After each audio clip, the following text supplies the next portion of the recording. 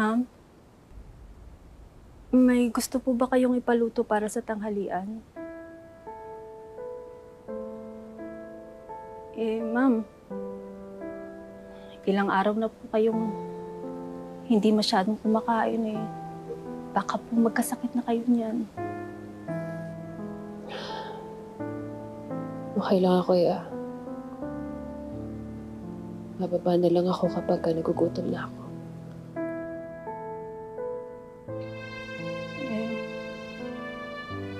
Ma'am, alam niyo po ba kung dito manananghalian si Sir?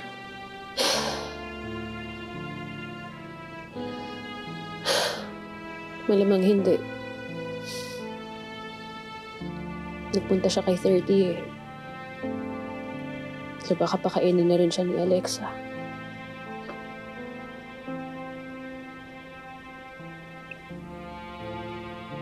Mabuti pa si Bobby may 30.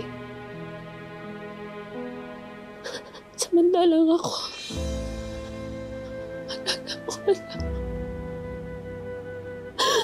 Wala na ni Malaya.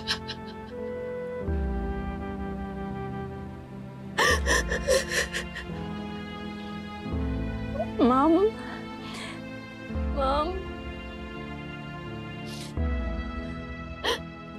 sinisisi niyo po ba ako sa nangyari kay Malaya?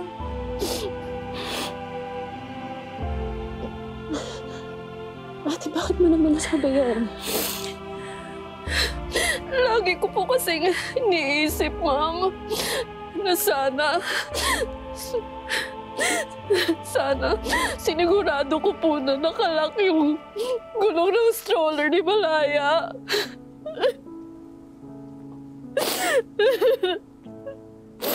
Sorry po, ma'am. Kasalanan ko po talaga kung bakit wala yung anak ninyo. Sorry po, patawarin niyo ako, ma'am.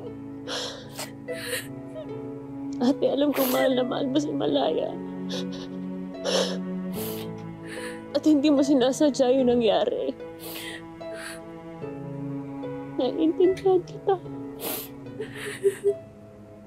At sana nga ibang tao na lang yung gumawa nun para hindi natin sinisisi yung mga sarili natin.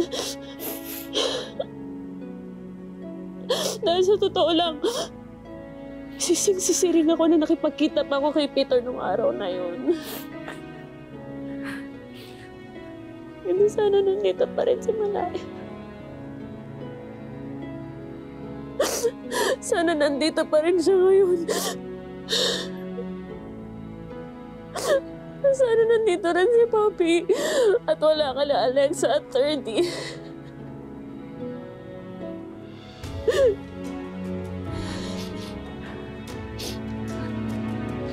Ma'am, noon ko po sanang gusto sabihin sa inyo to eh.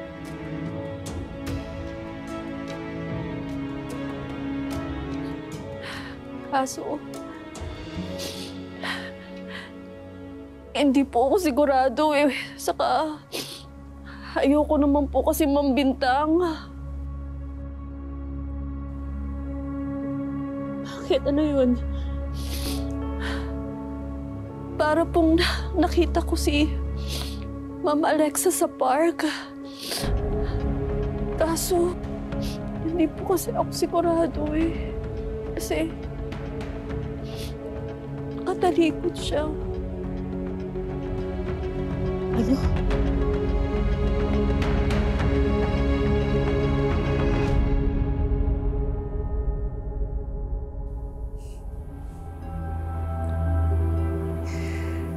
Hindi naman obvious na na-miss ka ng baby natin, no? Your único hijo. Actually, na-miss ko rin naman talaga siya. Ay nako, sigurado ako super boring ngayon dun sa house nyo. Kasi syempre wala ka ng kalarong bata. Well, you're welcome to come here anytime you want to play with 30. Sabado ngayon, baka gusto mo mag-overnight. Para mas mahaba-haba yung bonding niyo ni baby, di ba? Alexa, I don't think that's a good idea. Magagalit si Aileen. Seriously? Yaya? Ma'am? May kumakatok, pakicheck kung sino. Yes po, ma'am. Basta ha, my offer still stands. Baka mabago yung isip mo.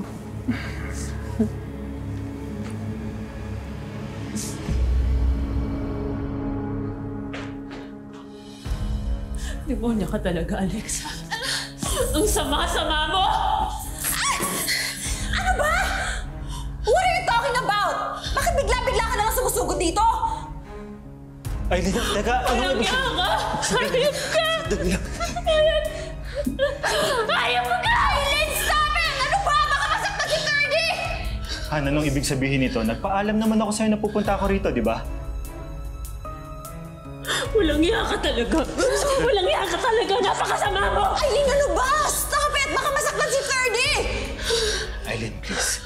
Pag-usapan natin to. Kumalma ka para makapag-usap tayo. Paano ko kakalma? Mamamatay tao yung babaeng yan! You're crazy!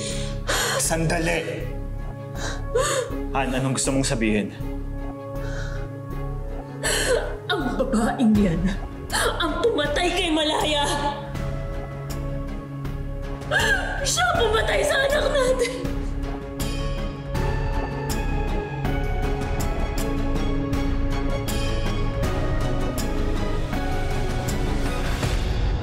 How dare you barge into my house?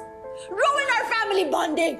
Try to hurt my son tapos magbibintangan mo ako mamamatay tao! You really are desperate and insecure, Aileen! Nababaliw ka na! Ikaw ang nababaliw! Tama na!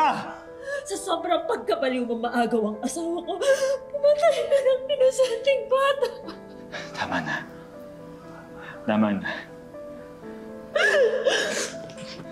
Paano ka nakakatulog sa gabi, ha? Nanay ka pa talaga? Tao ka pa ba? Oh, stop it with your lies, Aileen! Hanggang kailan ka magsisinungaling, ha? Para masira ang mga tao sa buhay ni Bobby. Remember what you did to Tito Nelson? Ha? Remember that? Tama na! Aileen. Aileen, anong gusto mong sabihin? Nagsalita na si Yaya, Bobby. Nakita na si Alexa sa ilog ilang minuto bago malunod si Malaya.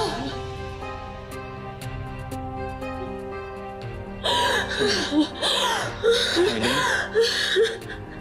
Ang ibig mo ba sabihin, nakita mismo ni Yaya na tinulak ni Alexa si Malaya sa ilog?